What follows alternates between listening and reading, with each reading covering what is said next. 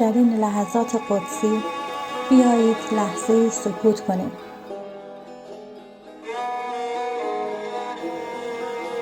چشم‌هایمان را ببندیم و بیاوریم یک شب در میانه تاریخ در مسجد کوفه کسی ایستاده بود که تمام هستی او را پدر یتیمان و فاتح خیبر می‌خواند. مسجد خالی از خلق و پر از حضور او بود.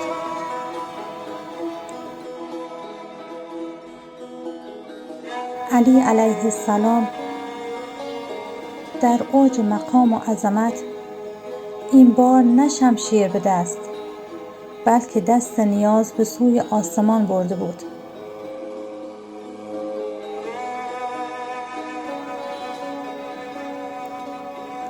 این زمزمه هایی که می شنوید تنها کلمات نیستند. آنها چکیده درد فراق، امید بخشش و اوج نیاز یک بنده به معبود خویش است. مناجاتی که دل را از هر گونه دلبستگی زمینی می تکاند.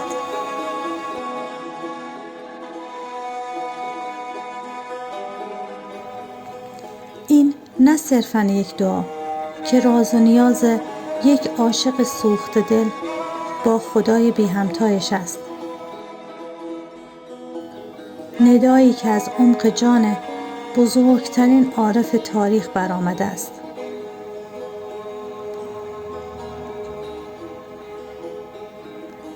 اگر روحتان خسته است، اگر گم شده‌ای دارید و اگر در هیاهوی روزمرگی ها آرامشتان را گم کرده اید، گوش بسپارید. این کلام نهیب بیدارباشی برای قلب‌های خواب‌آلود و آبی خنک بر آتش روح است.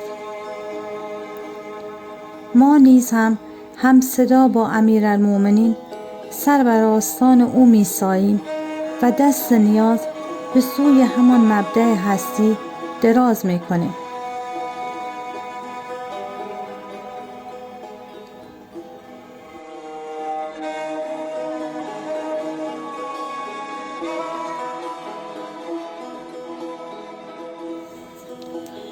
پروردگارا، من از تو درخواست ایمنی می کنم.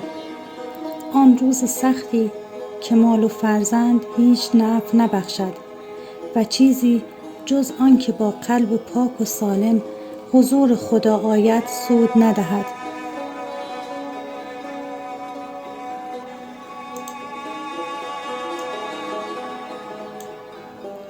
ای خدای من، از تو درخواست ایمنی می کنم. آن روز سختی که ظالم از پشیمانی و حسرت انگشت به دندان می‌خاید و می‌گوید ای کاش من با رسول حق راه طاعت پیش می‌گرفتم. از تو درخواست ایمنی می‌کنم. آن روز سختی که گناهکاران به سیمایشان شناخته می‌شوند که پس موی پیشانی آنها را با پایشان بگیرند. و از تو درخواست ایمنی می کنم در روز سختی که نه پدری به جای فرزند و نه فرزندی به جای پدر جزا و کیفر شود و البته آن روز وعده خدا حق و حقیقت است.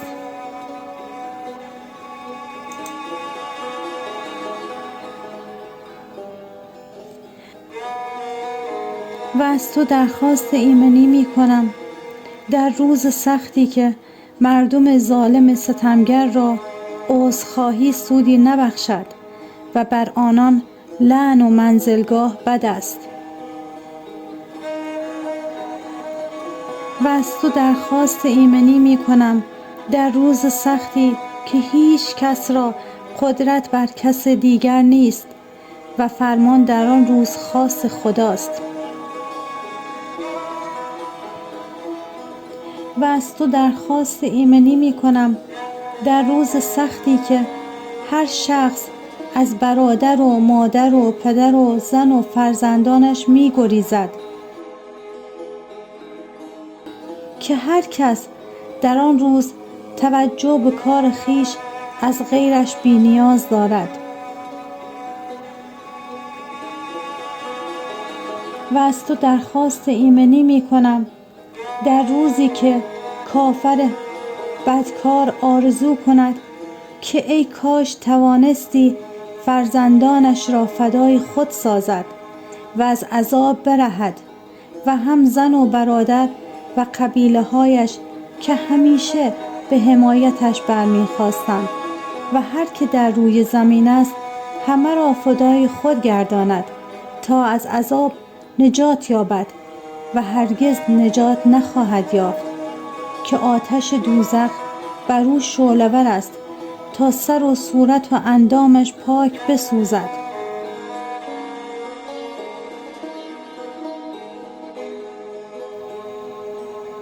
ای آقای من، ای آقای من، تویی مولای من و من بنده توام، و آیا در حق بنده جز مولایش که ترحم خواهد کرد؟ ای آقای من، ای آقای من، تویی مالک وجود من و من مملوک توام، و آیا در حق مملوک جز مالکش که ترحم خواهد کرد؟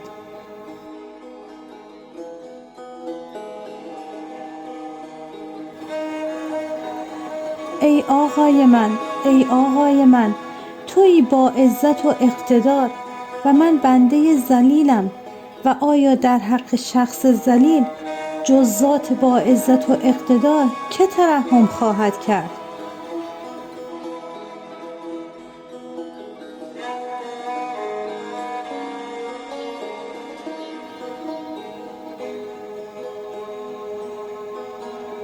ای آقای من، ای آقای من، تویی آفریننده من و من مخلوق توام، و آیا در حق مخلوق جز آفریننده او که ترحم خواهد کرد؟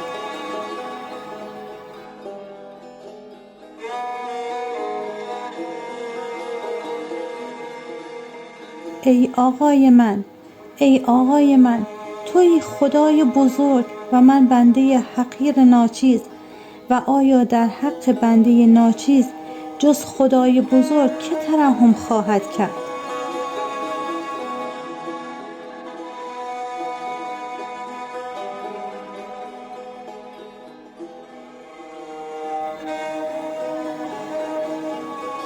ای آقای من، ای آقای من، تویی قوی و توانا و من ضعیف و ناتوان، و آیا در حق ضعیفی ناتوان جز شخص قوی توانا که ترحم خواهد کرد؟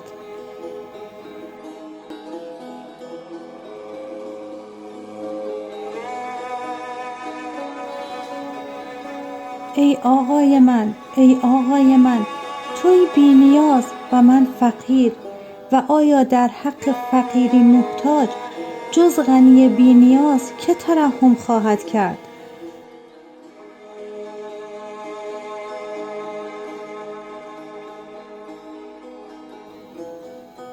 ای آقای من، ای آقای من، تویی عطابخش سائلان و من به درگاهت سائلم، و آیا در حق سائل جز عطا بخشنده که ترحم خواهد کرد؟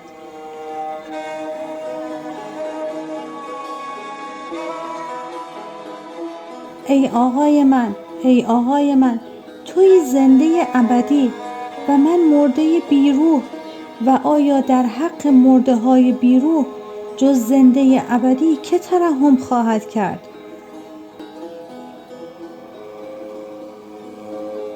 ای آقای من، ای آقای من، تویی وجود باقی و من مخلوقی تباه و فانی و نابودم، و آیا در حق فانی نابود شدنی جز ذات باقی سرمدی که ترحم خواهد کرد؟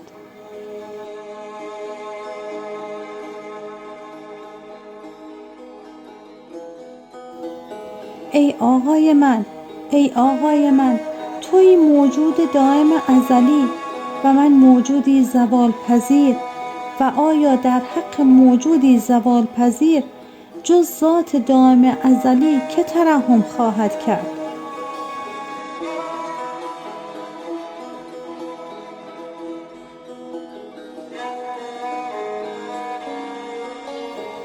ای آقای من، ای آقای من، توی روزی دهنده خلق و من روزی خواهم و آیا در حق روزی خواهان جز رزاق و روزی دهنده خلق که ترحم خواهد کرد؟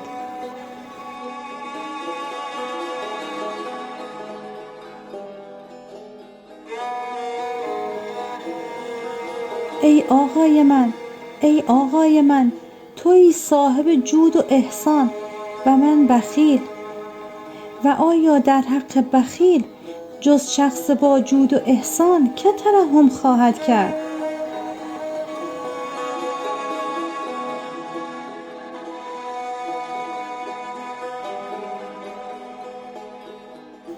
ای آقای من، ای آقای من، توی عافیت بخش و شفا بخش و من مبتلا و آیا در حق مبتلا جز عافیت و شفا بخش که ترحم خواهد کرد؟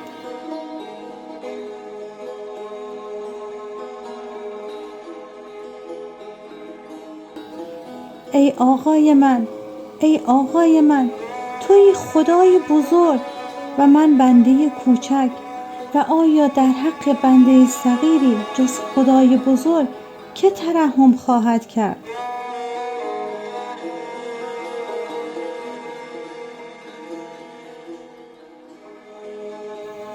ای آقای من، ای آقای من، توی رهنمای خلق و من بنده گمراه و آیا در حق بنده گمراه جز رهنمای عالم که ترحم خواهد کرد؟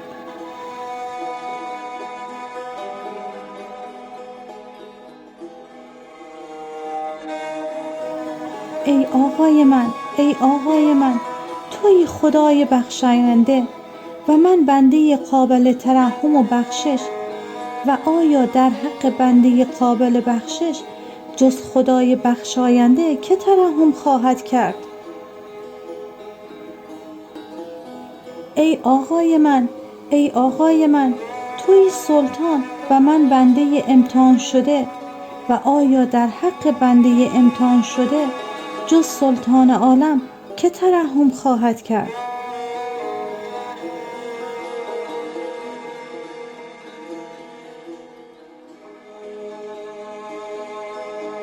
ای آقای من، ای آقای من، توی رهبر و دلیل و من متحیر و سرگردان و آیا در حق متحیر سرگردان جز دلیل و رهبر که ترحم خواهد کرد؟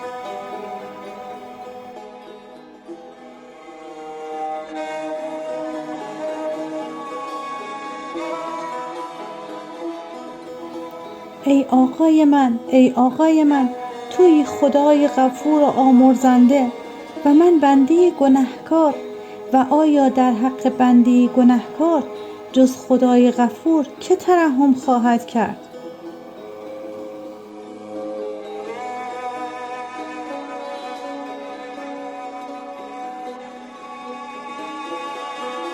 ای آقای من، ای آقای من، توی خدای غالب و قاهر و من بنده عاجز مغلوب و آیا در حق بنده مغلوب مقهور جز خدای غالب قاهر که ترحم خواهد کرد؟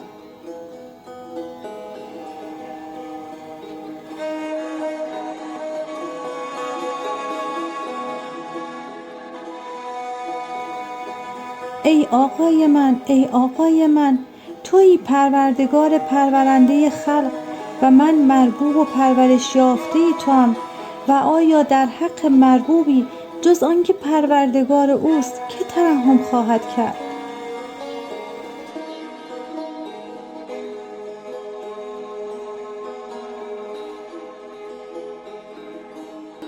ای آقای من، ای آقای من، توی خدای با کبریا و بزرگی و من بنده فروتن و عاجز و آیا در حق بنده عاجز فروتن جز خدای با کبریای بزرگ که ترحم خواهد کرد؟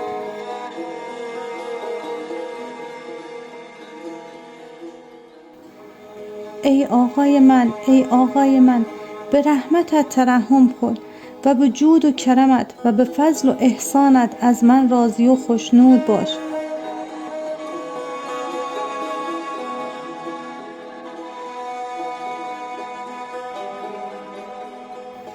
ای خدای صاحب جود و احسان و فضل و نعمت، به حق رحمتت ای مهربان ترین مهربانان عالم.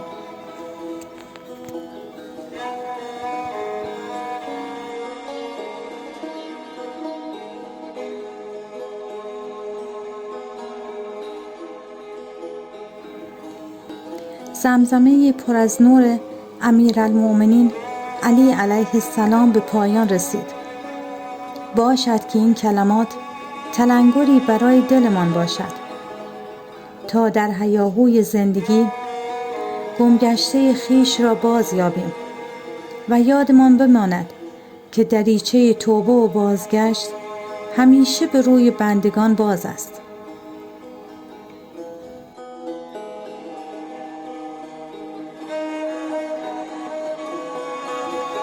با خود عهد ببندیم که پس از شنیدن این مناجات با روحی آرامتر و قلبی مطمئنتر به زندگی بازگردیم، با یاد این نکته که هیچ کس از رحمت خالق ناامید نیست.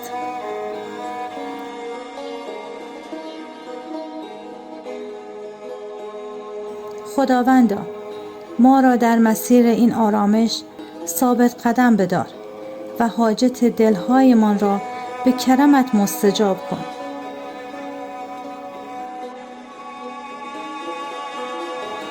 هدف من در ندای آرامش این است که سهم کوچکی در لحظات ناب معنوی و آرامش درونی شما داشته باشم.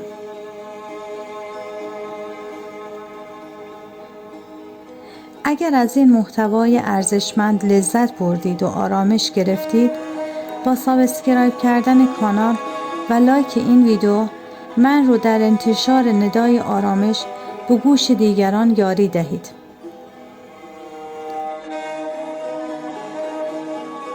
مشتاق خواندن نظرات ارزشمند و دعاهای خیر شما در بخش کامنت ها هستم.